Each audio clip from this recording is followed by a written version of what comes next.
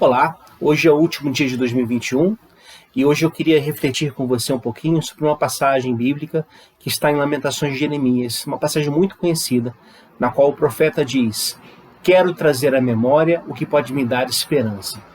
Esperança é o que precisamos hoje, especialmente em tempos tão sombrios, tão difíceis que vivemos nesses últimos 2 anos. Esperança é o que nos anima a caminhada. Mas a esperança a qual me refiro é uma esperança muito específica, porque ela tem um local de origem, ela tem um local de nascimento. E o nascimento dessa esperança, o local de origem dessa esperança é o Evangelho, é o ministério de Jesus de Nazaré, é a proposta de Jesus e a fala de Jesus. Por isso, nessa breve mensagem, eu queria pensar aqui 3 características dessa esperança que vão nos ajudar certamente a enfrentar 2022, porque o ano que se aproxima é um ano que trará certamente muitas possibilidades, muitas vitórias, muitas conquistas, mas também trará muitas dificuldades, muitas complexidades e muitos desafios.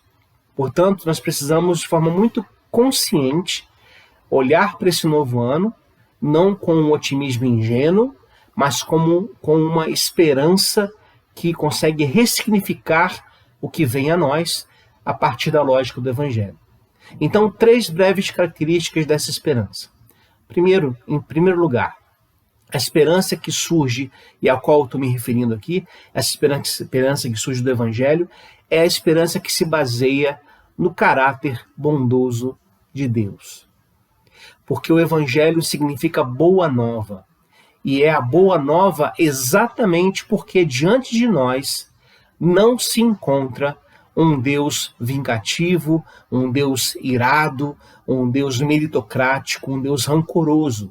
Ao contrário, diante de nós se encontra a misericórdia personificada em Jesus de Nazaré.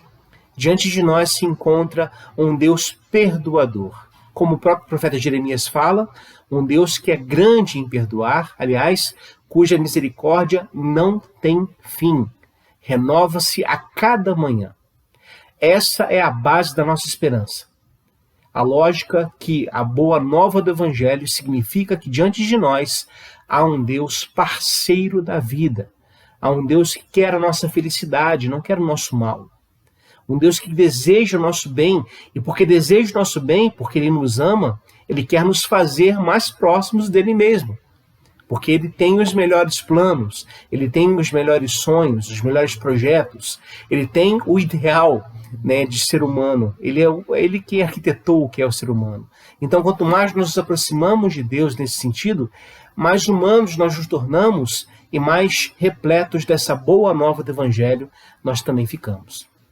Então, a primeira característica é essa. A esperança que brota do Evangelho é uma esperança que anuncia a boa nova da misericórdia divina. A segunda característica que eu queria destacar aqui para vocês é que a esperança que brota do Evangelho é uma esperança ativa e não passiva. O que eu quero dizer com isso?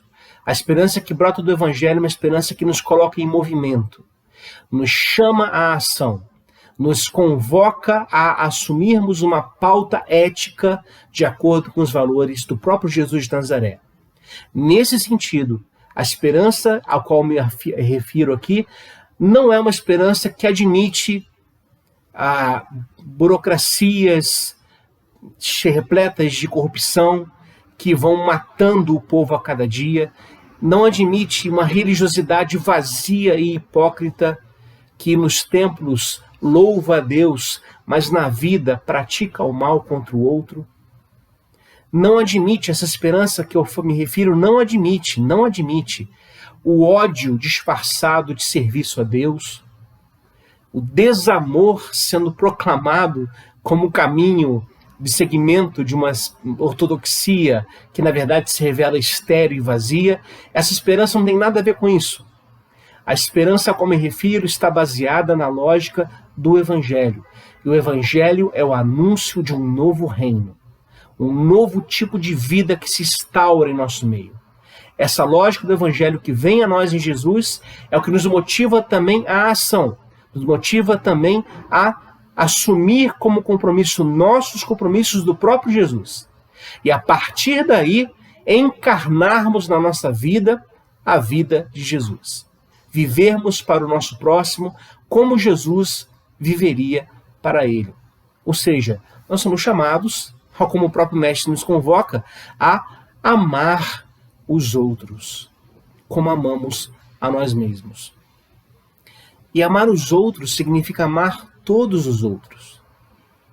O Evangelho, a esperança do Evangelho, se baseia nessa lógica inclusiva, nessa lógica que chama todos e todas para participar do banquete na mesa do Pai, porque o Pai é misericordioso, porque o Pai é bondoso. Então, é uma esperança que nos move à ação, que não fica passivamente esperando, né, a escatologia plena ou o reino de Deus vir até nós, de braços cruzados ou então encastelados nas nossas igrejas. Não.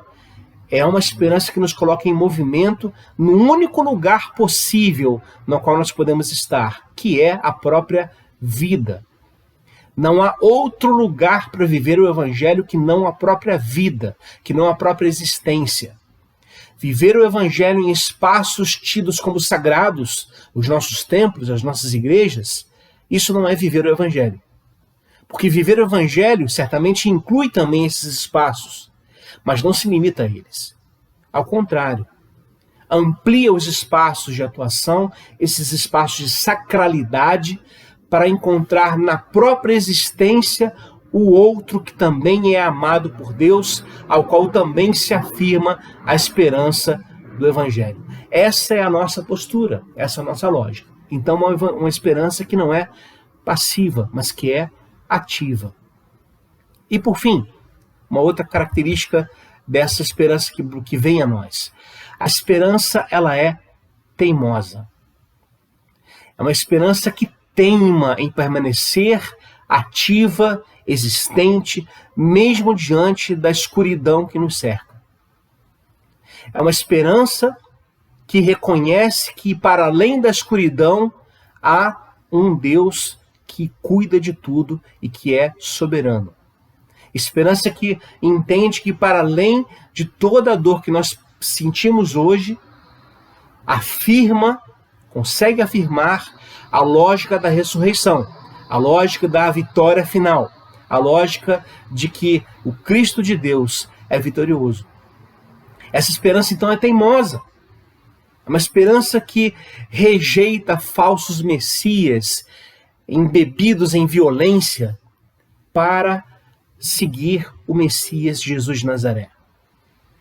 É uma esperança que insiste em crer na realidade já presente do reino de Deus, ainda como semente, mas já existente, e que busca, na lógica e na força do Evangelho, concretizar esse reino entre nós. Portanto, uma esperança que afirma que pão e palavra são irmãos na caminhada, uma esperança que afirma e que segue a lógica do cuidado para com todos e todas, sobretudo para com grupos que são, na lógica, na história do mundo e do Brasil, colocados na periferia.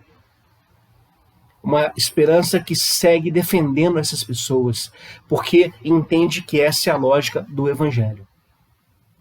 Então, uma esperança que repousa na misericórdia de Deus, uma esperança que não é passiva, mas é ativa, é engajada, e uma esperança que é teimosa. Os meus votos para você e para a sua família em 2022 é que vocês provem dessa esperança teimosa que brota do Evangelho. Que vocês sejam reanimados na sua vontade de servir a Deus, de seguir a Jesus, na sua vontade de imitar Jesus. Que vocês sejam encorajados, ainda mais uma vez, pela força do Espírito de Deus, a colocar de forma concreta, de forma real, no nosso mundo, os valores do reino de Deus que nós proclamamos como valores do próprio Evangelho. Que Deus te abençoe muito em 2022. Tenha certeza absoluta que será um ano repleto de dificuldades, repleto de lágrimas, repleto de dores. Mas tenha também certeza absoluta que o Deus de toda esperança segue conosco a cada momento, nos apoiando, nos sustentando, chorando conosco, sentindo as nossas dores e compartilhando conosco a sua presença, a sua graça, a sua paz e a sua alegria. Que Deus te abençoe em nome de Jesus. Um abençoado 2022 e nós nos vemos ano que vem. A paz.